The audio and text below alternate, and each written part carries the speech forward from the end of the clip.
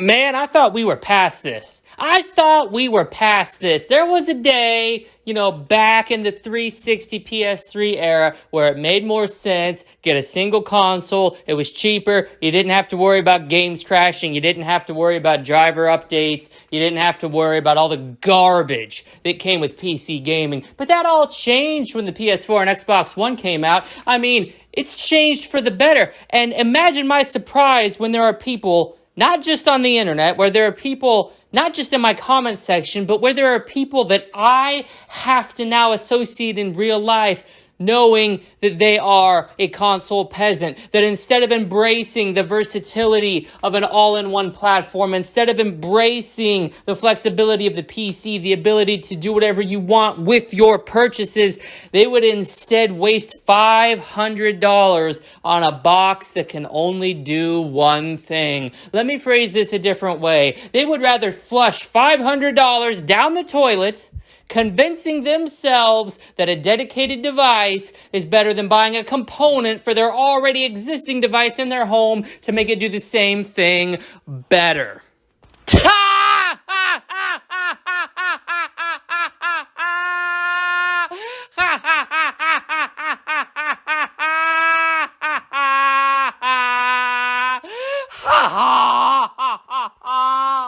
Hey, yo, PC Master Race for life, man. I can't believe that the PS5 and the Series X even exist. We have evolved. If you're not on the PC, you're not a gamer, period. First off, what in the absolute fuck are you idiots doing paying to play online? When I buy a game on PC, Call of Duty, Battlefield, StarCraft, Rainbow Six, you fucking name it, I can play the game online without having that fucking tax on top of it. You want to know the true cost of playing to play a game online?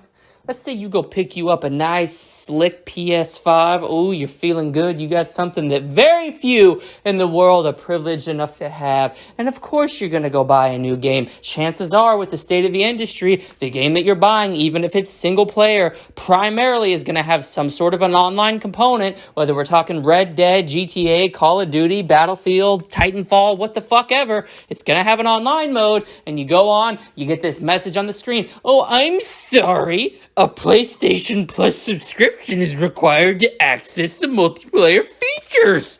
So now, instead of paying $70, thanks to scumbag Sony, for a brand new game, no, it's $130 because you got to plop down $60. And here's the thing, Sony just changed this. $60 is the minimum that you need to pay to play online. $60 is the bare fucking requirement to play your Call of Duty online, to play your Battlefield online. What they would really love is for you to pay the $80 or $120 a year so you can access PS3 games that you already own, so you can access a catalog of games that nobody wants. Nobody played Returnal. Why do you think that they shit that out on PlayStation Plus Premium fucking as soon as the service launched? Nobody's playing Stray. Why do you think they shoveled that dog shit, or should I say cat shit, over to the PlayStation Plus lineup day fucking one? Think about it, all right? But here's the thing. That online fee, that just barely scratches the goddamn surface of why consoles are the single worst investment you can make in the year 2022. They say the car market's fucked up, paying 20 to 40% over what a car's price is actually worth. They say the housing market is fucked up, with properties worth $250 selling for $400,000. Those two industries have nothing on the console gaming space. They have absolutely nothing. Picture this, would you? Gather around the campfire, children. It's time for story time with Dead Metal. You see, long time ago, it was acceptable to pay for these boxes because these boxes would last you 8 to 10 years. That's not the case anymore, folks. That is just not the fucking case anymore. Base PS4, base Xbox One, they're running games anywhere from 720 to 900p these days. You are fucking kidding yourself if you think that Call of Duty, Modern Warfare 2, or the next Assassin's Creed is going to be anything close to playable on those fucking systems. Now, compare this to how things used to be. right? PS2, God of War 2 came out in 2007, a full fucking year after the PS3 came out, ran beautifully. Compare this to Grand Theft Auto 5, a game that came out on 2006 hardware. The game came out in 2013, and after the launch of the new consoles, it blew everybody away. Everybody was digging their old shit out. They said, fuck the new consoles. I'm going to play GTA 5 on my PS3. I'm going to play GTA 5 on my 360. And bear in fucking mind, those consoles were 7 or 8 years old, depending on which one you had at that time. That's what I'm talking about. There is no more effort to optimize for the older hardware. Sony knows this. That's why they tried to butt fuck your wallet not even 3 years into the PS4 generation by trying to sell you the PS4 Pro, hashtag 4K gaming, hashtag 4K expense by the time you're done with all this shit, by the time you bought a base PS4, by the time you upgraded to the PS4 Pro, by the time you're done paying for the entire generation's worth of fucking PlayStation Plus, and now you're popping down $70 for a single goddamn game, you're gonna be bankrupt. Consoles bankrupt people. I know former friends, I don't associate with them anymore because why would I ever want to associate with somebody who makes such boneheaded buffoon decisions?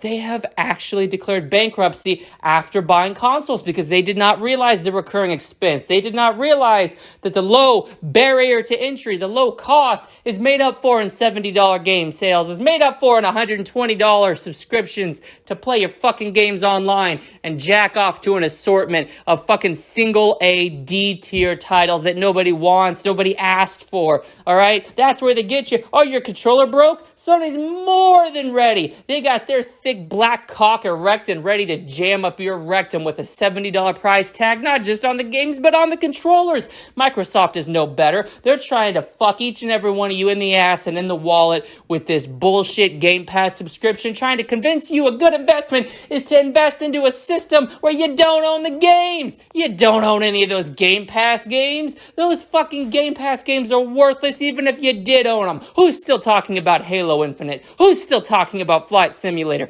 Absolutely no one. Meanwhile, over on the PC, I get the best of both worlds. I get all the Sony games. They're trickling down, and now they've got a real steady flow. About to fucking fire up Spider-Man, 4K, 120 frames, glorious, fucking glorious quality that the PS4, PS5 could only dream of, all right? And in the same day, I could switch that shit over and be playing the Xbox exclusives. That fucking Halo Infinite game, 4K, 120 frames, glorious. And then, but Nintendo, you can't have Nintendo games on the fucking PC.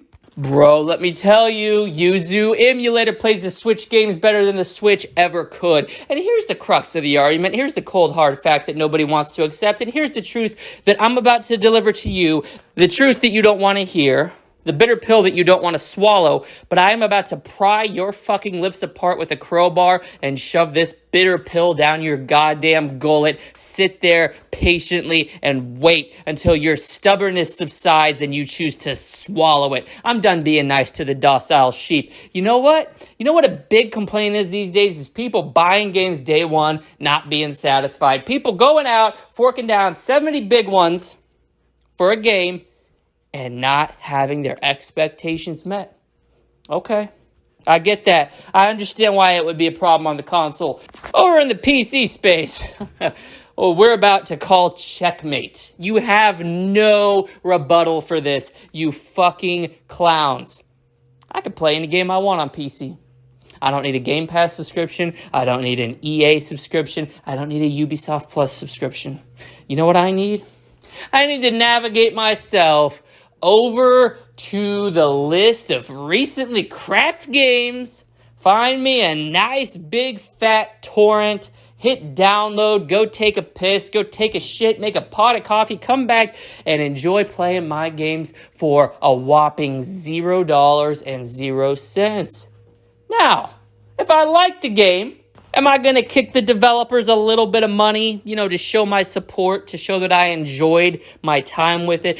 Absolutely not! Because by the time I've made that determination, the game's over. I mean, if I got a cracked copy of Doom Eternal sitting on my PC that I beat, and I need to beat a game to make up my mind as to whether it's worth the money or not, if I already beat the game, why am I going to go play it again on Steam? Why am I going to go play it again on Origin? Why am I going to go play it again on Battle.net? It just doesn't make any sense now, does it? So that's why you should invest all your money in a PC. That's why you should invest all your money in the hardware. Just get the shit for free, bro.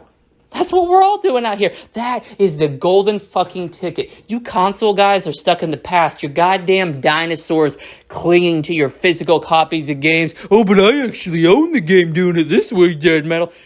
You don't own that disc any more than I own the crack and the keygen sitting on my desktop. We can both do whatever we want with them, but the truth is I have far more access to the files. I can mod the fuck out of it. I can take it across multiple pieces of hardware, multiple generations of hardware, and at the end of the day, you paid $70 for a little plastic trinket that you treat as a holy fucking grail when it comes to ownership. I paid $0 fucking dollars for a file sitting on my desktop that will work until the end of time. Hey, console guys, I know you're used to spending money. I know you're used to getting fucked up the ass by these companies royally, but you tell me who comes out better in that scenario. Me, who dumps $2,000 in a PC that'll last 10 years today and doesn't pay a fucking dime for a game for the next decade, or you who pays $500 for the console and then you take that $60, you take that across the next fucking decade, you're at $600, you're at $1,100 right there without even including any games.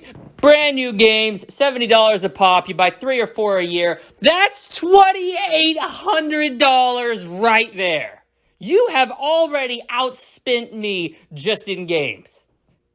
And my hardware costs less than it, and I'm enjoying all those games, all that DLC that you paid for, with my feet kicked up and my bank account not having changed a fucking penny.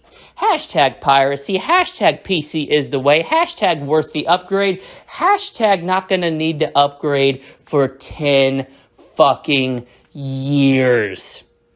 Now, we're about 3 years into the next generation. Tell me y'all ain't gonna be shitting bricks and shaking your head and have your life filled full of regret when you hear about the PS5 Pro.